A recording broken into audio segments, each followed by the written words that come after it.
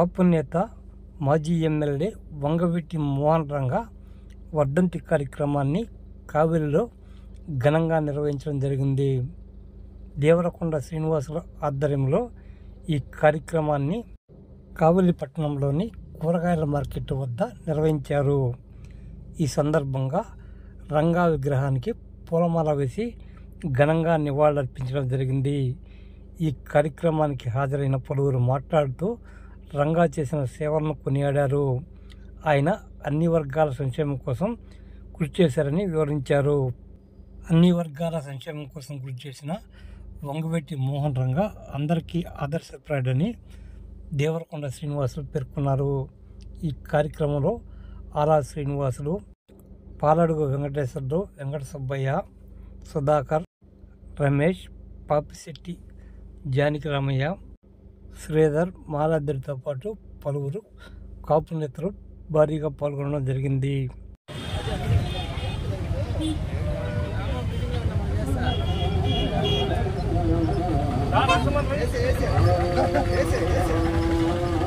ముందుగా మన రంగా గారి వర్ధంతి కార్యక్రమం సందర్భంగా ముందుగా మాట్లాడవచ్చింది మన వెంకటేశ్వర గారు మాట్లాడాలిగా కోరుకుంటున్నాం. మోహన రంగా గారు బతికినంత కాలం కూడా పేద ప్రజలకు, కులాలకు, మతాలకు అతీతంగా పోరాడిన వ్యక్తి. ఎవరికి అన్యాయం జరిగినా కూడా వారికి న్యాయం జరిగే వరకు వారి వైపున నిలబడినటువంటి వ్యక్తి.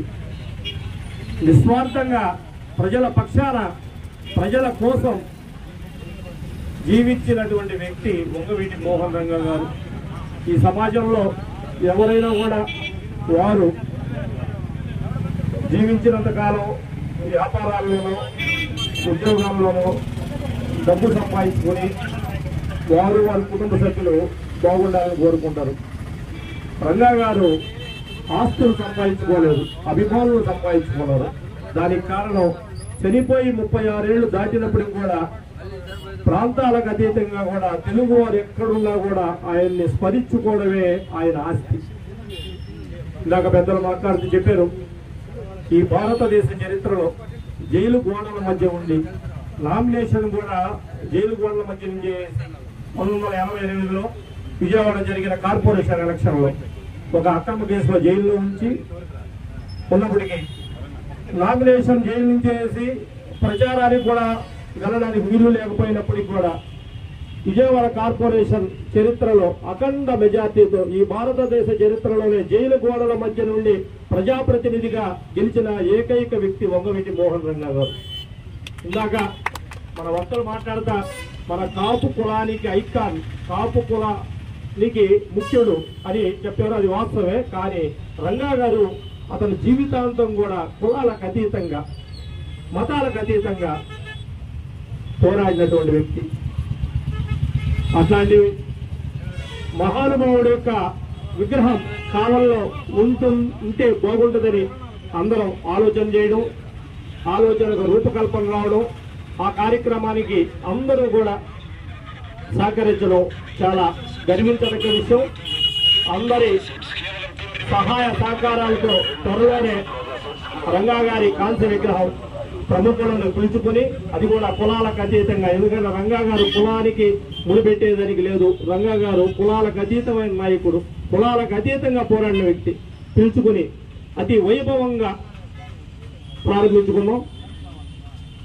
జోహార్ వంగవీటి మోహన రంగా, జోహార్ వంగవీటి మోహన రంగా, జోహార్ వంగవీటి మోహన రంగా. త్వరలో ఓపెన్ అవుతుంది, చాలా తక్కువ టైంలో ఓపెన్ అవుతుంది. ఎంతోమంది కృషి వల్ల, కావల్లో ఉన్న అందరి సోదరుల వల్ల ఈ విగ్రహం చాలా త్వరలో నెరవేరిపోతుంది. సంతోషం, చాలా సంతోషం. జోహార్ వంగవీటి మోహన్ రంగా గారు, జోహార్. కోల్పోయాం మనము. ఇంకా ఆ నష్టాన్ని మళ్ళీ మనం పూర్తిలేము.